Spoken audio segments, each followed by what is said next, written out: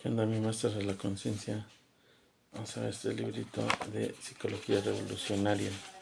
Capítulo 6. La vida. En el terreno de la vida práctica descubrimos siempre constantes que asombran, gentes adineradas con magníficas residencias y muchas amistades, y a veces sufren espantosamente. Humildes del proletariado de pico y pala o personas de clase media, y suelen vivir a veces en completa felicidad. Muchos millonarios sufren de impotencia y ricas matronas lloran amargamente de la infidelidad del marino. Los ricos de la tierra parecen buitres ante jaulas de oro, pero esos tiempos no pueden vivir sin guardaespaldas. Los hombres de Estado arrastran cadenas, nunca están libres a donde quiera, rodeados por gente armada hasta los dientes. Esas pobres gentes ignoran que sus relatos, sus historias, están incompletas por eventos, nombres, fechas, y es tan solo el aspecto externo de la película, de la novela. Falta el aspecto interno. Es urgente conocer estados de conciencia a cada evento que corresponde tal o cual estado anímico. Los estados son internos y los eventos son exteriores. Los acontecimientos externos no son todo. Los estados son interiores y los eventos son exteriores. Los acontecimientos externos no son todo. Entiéndase por estados interiores las buenas y malas disposiciones, preocupaciones, depresiones, supersticiones, sospechas, autoconsideraciones, estimación de sí mismo, estados de gozo, etcétera, etcétera. El estado interior de un evento agradable, podía no corresponder con el mismo. En todo caso, estados y eventos son diferentes y no siempre los sucesos se corresponden exactamente con esos estados afines. Muchas veces los acontecimientos que no se esperaban vienen a ser el que mejores momentos nos ha proporcionado. La vida. La vida. En la vida nos plantea el maestro Samael que existen estados internos y eventos exteriores. Esa parte de equilibrio entre el exterior y el interior.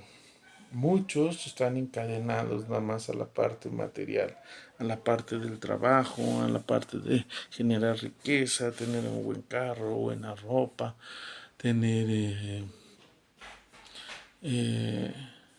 todos los bienes materiales habidos y por haber en el planeta Tierra. Y unos hasta pecan de ambición, porque ya tienen y quieren más y más y más y más. Internamente se encuentran en un estado de sufrimiento. Muchas de esas personas nos plantea ahí el maestro Samael. Otros están inclinados a lo que son nada más los estados internos y todos los eventos exteriores los dejan de lado. Lo que les importa es el espíritu, la conciencia, el mantenerse alerta, el mantenerse en el camino, en el sendero, pero descuidan la parte material. Aunque pareciera sorprendente, ¿no? Hasta hay una película, un libro que se convirtió en película, Sorba el griego, ¿no? Osho diría Sorba el Buda. Ese Sorba que está ahí nada más viviendo y satisfaciendo sus instintos, satisfaciendo sus deseos. Es un ser material de deseos al 100%. Y sin en cambio el jefe es el Buda, el dedicado a la espiritualidad, a leer libros espirituales, enfocado a eso, pero se olvida de vivir, ¿no? De vivir y plasmar. La parte material y la parte espiritual deben de ir de la mano, si no, muchas veces existe un desequilibrio entre esas dos fuerzas. Hay personas que se sienten muy espirituales y ven a los demás así como que radiactivos. No, como los consideran como si fueran pues de un estado inferior de conciencia. Y sin en cambio, como no trabajan, no tienen ni para un pan. Necesitan pedir porque ellos no saben trabajar. Están tan enfocados a la parte espiritual que se han olvidado de la parte material. Y esto sucede mucho en la India con los famosos sadhus. Los sadhus son lo que acá en Occidente se conoce como limosneros. Piden, ¿no? Piden para poder sobrevivir y todo el tiempo se lo pasan dedicados a la meditación y a las cuestiones espirituales.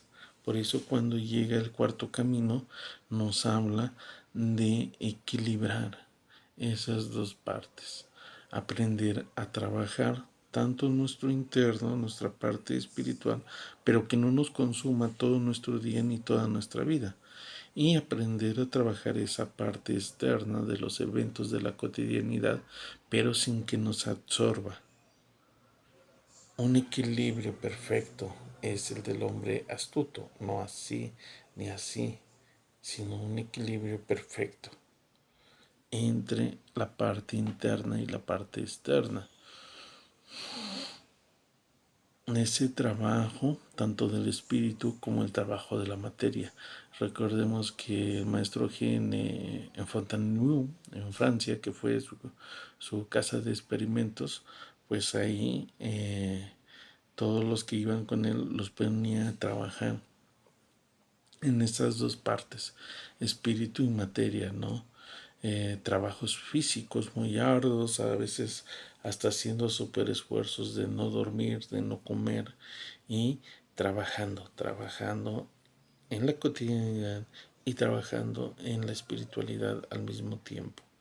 Ese trabajo es el famoso trabajo del filo de la navaja, donde ya no es necesario irse a cuevas, ya no es necesario internarse a la naturaleza, internarse a monasterios, sino la tónica ya es diferente, es encontrarnos a nosotros mismos en cualquier lugar donde nos encontremos, no importa si es en la ciudad o es en la naturaleza, aprender a trabajar, a ganarnos el pan